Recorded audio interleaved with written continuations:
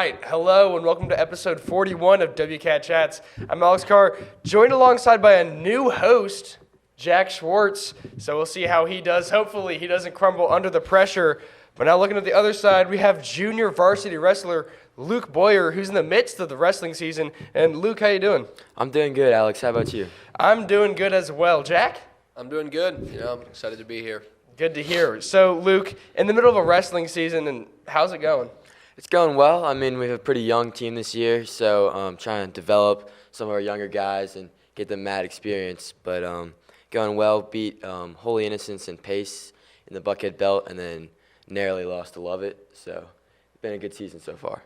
That's good to hear. And as you said, a young team, a lot of young talent. Are there any specific young people who you think will grow up in the future and become really dominant wrestlers? I mean, Jackson Bailey is the one that sticks out to me. He qualified for state as a freshman, which is pretty hard to do, and he's currently ranked 5th in 4A. And now going back to the beginning of the year, how did you guys get ready for the season, and how has that helped you throughout the year?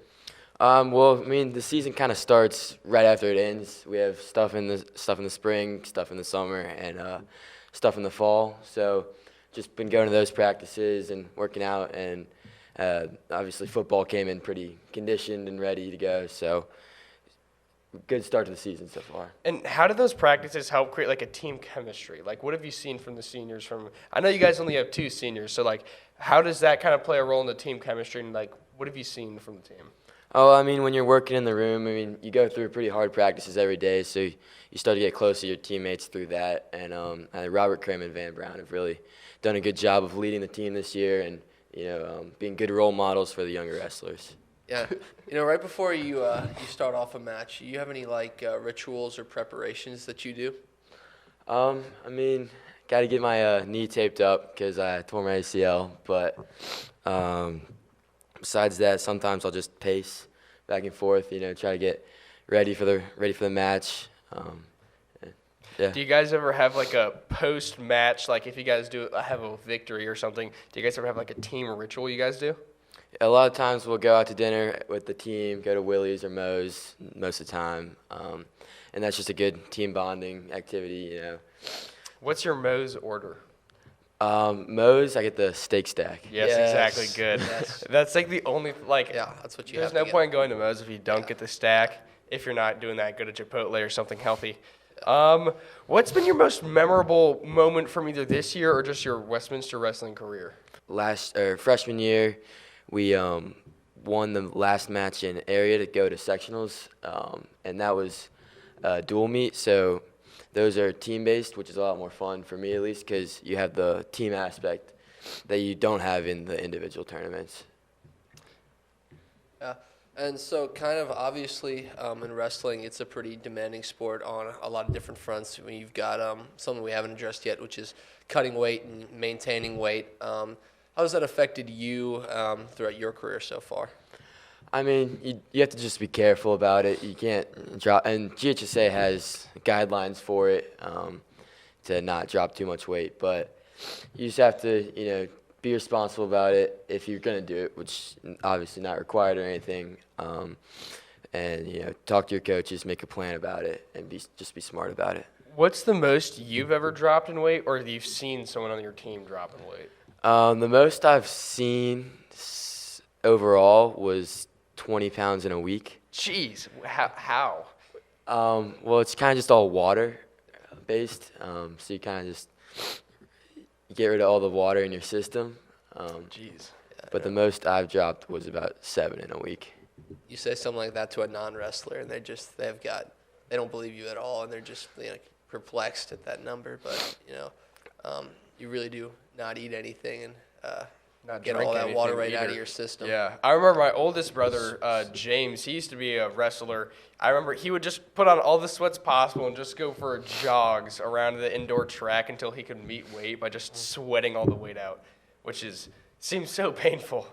They've made it more healthy in the past couple of years with more regulations and everything. So that's thank God. So you've been wrestling for a really long time. Fun fact, actually, Luke and I used to wrestle at Love It when we were in 5th grade. So he's been wrestling for a really long time. Throughout that time, who's been the most influential coach that you've had, either at Westminster, Lovett, or just like a summer camp?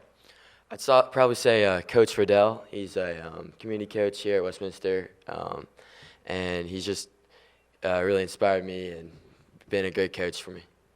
And has he given you any like mental like motivation or like cues that have helped you like become successful in wrestling?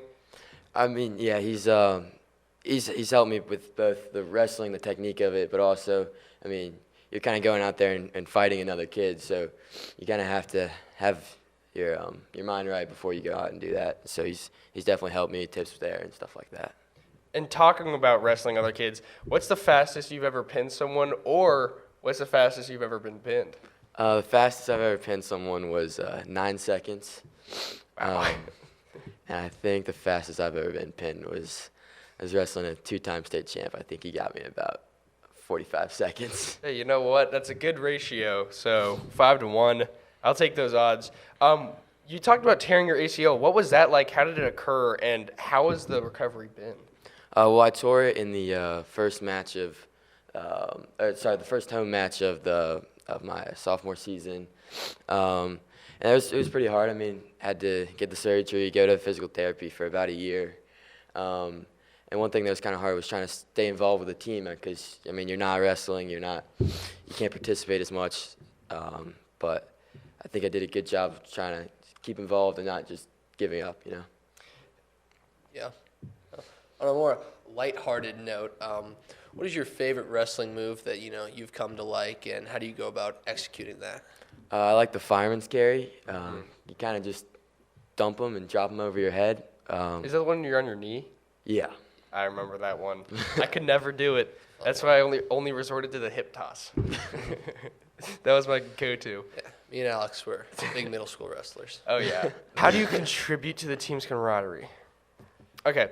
What are your long-term goals in wrestling, and or you think of any steps like you want to wrestle at the next level or anything like that?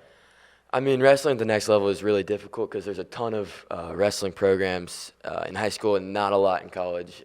You have to kind of be like a 2-3-time state champion to wrestle in college at like a D1 level. You still got 2 years left. I do still have 2 years left. So, just talking about wrestling, how has it helped you as a person, as an athlete? How have you seen it impact the rest of your life? I think it definitely teaches you a lot of character. I mean, I would say after a 6-minute match, it's probably the most tired you've ever been. And you just got to keep working through that. And I think that teaches you the rest of your life about how to keep working, keep persevering through tough times. And have you gone the whole 6 minutes in a wrestling match? Yeah. What's going on in your head? Like, how do you find motivation to keep on going? The third period gets hard. I mean, you kind of just got to keep on wrestling, but you can't get tired because you get tired, you make one mistake, and it's over. So wrestling's very fast-paced, and if you make one mistake, the match is just over. And what would you attribute wrestling to, like, for that long? Is there, like, a physical activity for people at home can think about, like, what it compares to for that long? Like, what do you feel the most tired or, like, just burnt out from?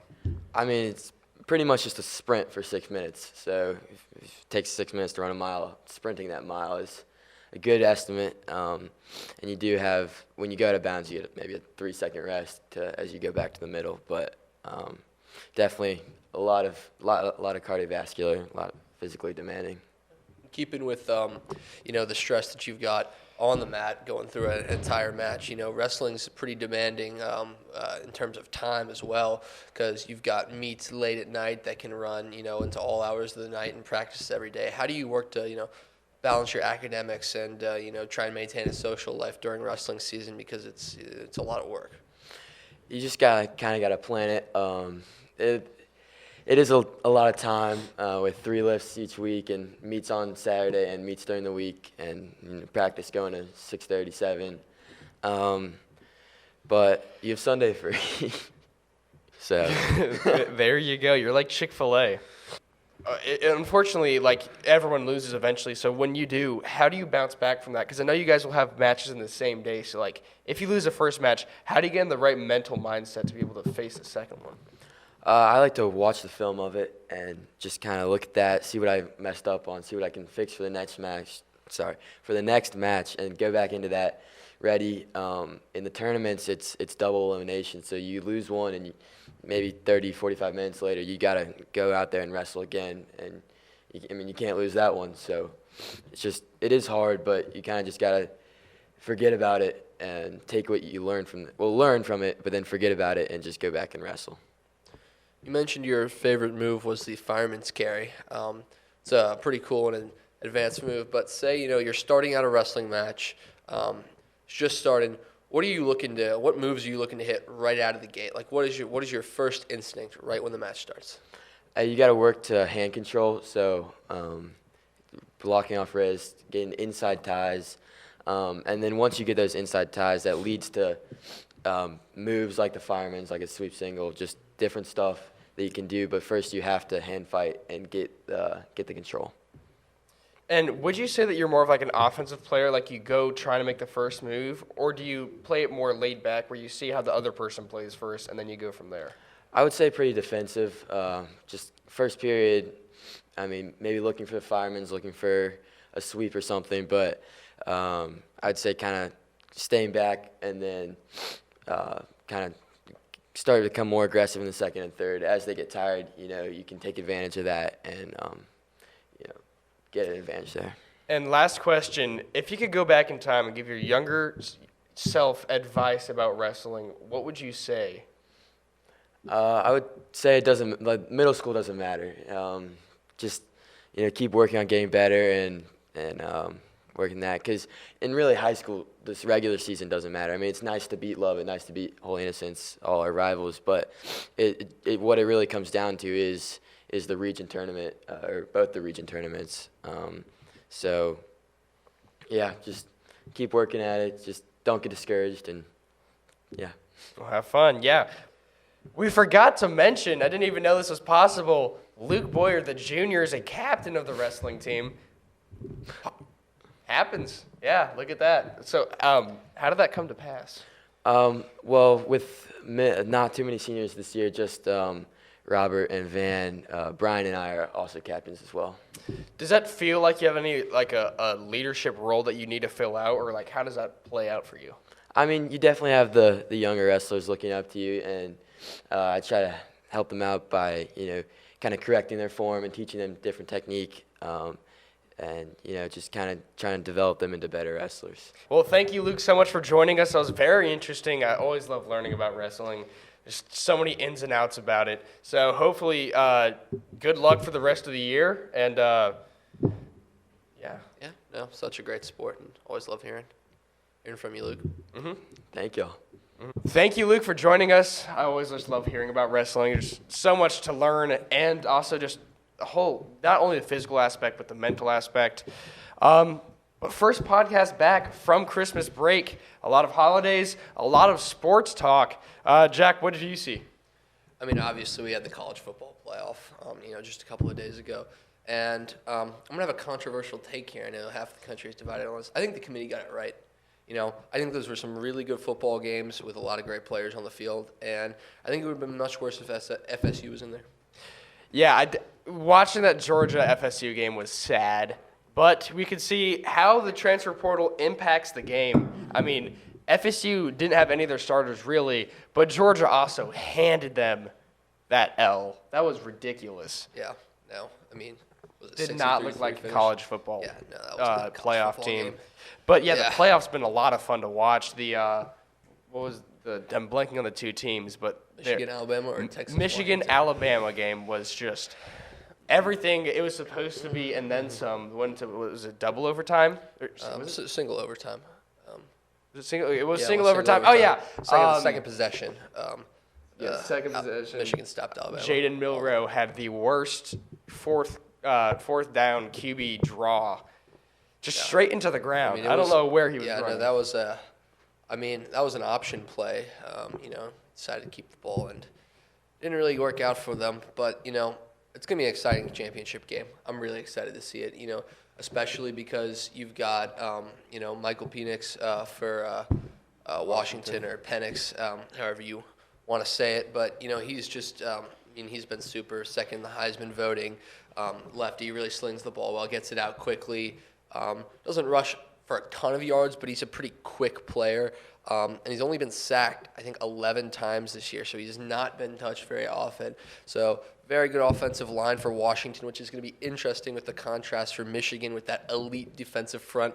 You've got experienced players like Quinn Matthews out there who really get to the quarterback quickly. So it's going to be really interesting to see, how that plays out, and if Penix is able to get the ball out quickly like he usually is able to. And that is the breakdown of the game. Watch out for all of that. But now going to the Westminster sports, boys basketball, they're 6-5 on the year. Went to Savannah over the break and went 1-1. They beat Frederica 59-45, but lost to Effingham County 49-42. But they will play this Friday and this Saturday for Stone Mountain and Stevenson, respectively. So boys basketball got a lot on their plate so far, having a pretty good season.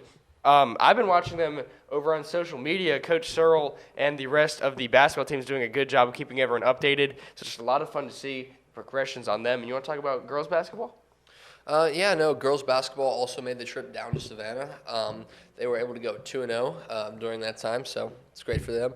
They took down Savannah Christian 59-20, pretty emphatic win there, and they also took down Effingham County 61-45. So another pretty candid win there. They're going to be playing Stone Mountain and Stevenson on Friday and Saturday as well, presumably right before the boys' game. But, both teams moving into some big region matchups, had pretty successful seasons so far. So we'll see what they're able to string together going down this stretch in the region play, probably the most important part of their season. Girls basketball 7-2 on the year, so looking very strong. Now, wrestling, you guys definitely already heard about that. Luke gave us a pretty good in-depth description about what they've seen from the year, what's been like in the past and in the future. But now swim.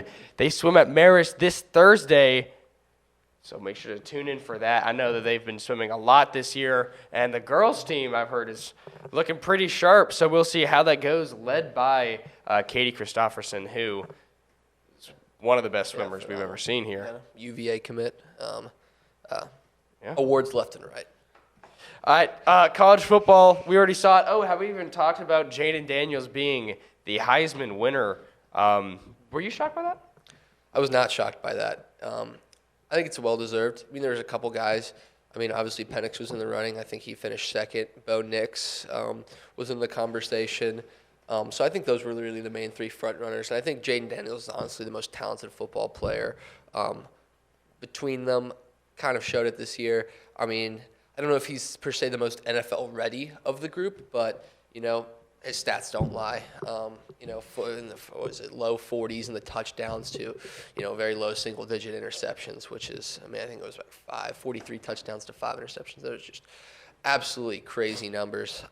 So I think it's a well-deserved award. I mean, obviously you've got people, who are fans of their team. Georgia fans are like, oh, Carson Beck, should be in the running. And then you've got Milrow at the end of the Alabama, at the end of the Iron Bowl. Like, give me that Heisman. But honestly, it was a pretty closed race down to 3 guys. And I think the most deserving probably came away with it. So I don't think there should be too much controversy there. Yeah, actually, looking at the stats, Jaden Daniels statistically had a better year than Joe Burrow did when he won the Heisman. So just interesting to see that, though I do think the competition that Joe Burrow faced was a little bit steeper. Yeah, stronger, just to say that. So Jaden Daniels have been able to stat pad a little bit. But Falcons, they are win and into the playoffs, but they got smoked by the Bears, 17-37. Justin Fields having a field day. Taylor Heineke not so much. 10 for 29, 163 yards, 1 touchdown, and 3 interceptions.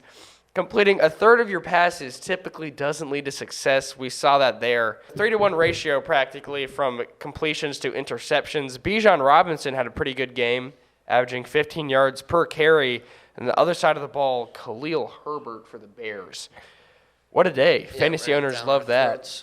The Falcons, it's kind of it's been an interesting season. Not a great one by any means, but, we're in a pretty poor division in the NFC South. So going to be able to potentially almost win the division. I mean, we need to obviously win the game. A couple losses need to happen. The Panthers need to go on an upset. New Orleans also. We need to beat the Saints, and the Buccaneers need to be upset by the Panthers. But, we lost to the Panthers 9-7. You can blame it on the weather or whatever you want. Raining in Carolina that day, was still lost to the worst team in football. Hopefully they can come over, take over Baker Mayfield's Buccaneers, and the Falcons win the NFC South. That's potentially going to be the worst team to win a division ever if that happens. Yeah. But go Falcons anyway. Yeah, Falcons facing Rise up. the Bucks. Not sure how that will play out, but I do know how some things have played out in the baseball world. Chris Sale over to the Braves. A very good pitcher. I think he has the highest strikeouts per nine in a career of all time. Unfortunately, a little bit of decay might slow that rate down, but he's a very good pitcher. Personally, he's been getting injured quite a bit. I think if we move him to the bullpen, because we already have a lot of strong starting pitchers, depending on how he looks, obviously. Well, if we move him to the bullpen, he could be good in the bullpen, but if that does happen, we are going to need me on the market for another strong starter, either before the year or at the trade deadline, because we do kind of have a couple question marks in that 4 and 5 spot for starting pitchers. Bryce, I mean, obviously, do you have Charlie Morton? Yeah, he's the 3. Bryce Elder, he was really good for a period of time and then kind of struggled a little bit. And then obviously, we've doled a couple people off recently.